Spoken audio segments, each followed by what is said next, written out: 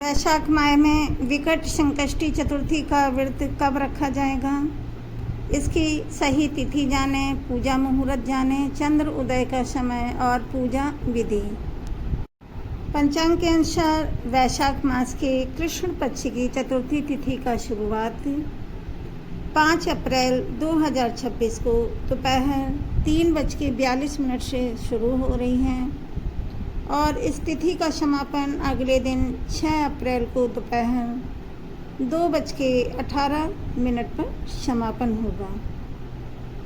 चूँकि संकष्टी चतुर्थी का व्रत चंद्रमा को अर्घ्य देने के बाद ही पूरा होता है, इस तिथि का समापन अगले दिन 6 अप्रैल को दोपहर 2:18 पर इसका समापन होगा और संकष्टी चतुर्थी का व्रत चंद्रमा को अर्घ्य देने के बाद ही पूरा होता है और चतुर्थी तिथि वाली रात 5 अप्रैल को मिल रही है। इसीलिए 5 अप्रैल रविवार को ही संकष्टी चतुर्थी का व्रत रखा जाएगा।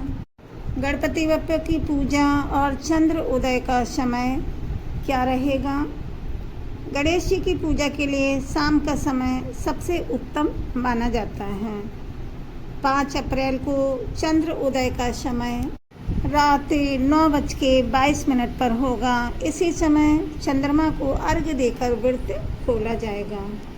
पूजा का शुभ मुहूर्त अमृत काल शाम 5:25 से 7:25 तक रहेगा।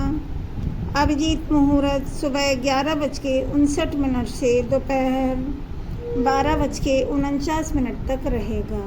वृश्चिक राशि में चंद्रमा का गोचर रहेगा। इस बार की चतुर्थी पर एक खास ज्योतिष घटना हो रही है। चंद्रमा मंगल की राशि वृश्चिक राशि में गोचर करेंगे और वृश्चिक राशि में चंद्रमा नीच के माने जाते हैं। ऐसे में गणेश जी की आराधना करने से मानसिक शांति मिलती है और कुंडली के चंद्र दोष दूर होंगे। जो लोग डिप्रेशन या तनाव महसूस करते हैं उनके लिए यह व्रत बहुत ही लाभकारी माना जाता है।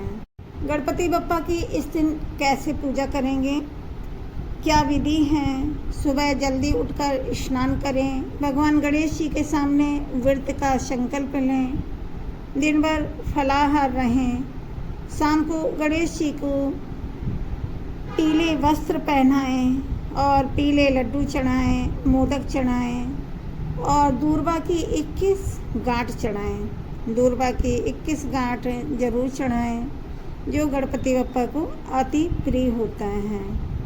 रात को जब चंद्रमा उदय हो 9:22 पर चंद्रमा उदय होगा, तब चांदी के पात्र या लोटे में, तांबे के लोटे में जल में दूध और अक्षत डालकर चंद्रमा को अर्घ्य दें।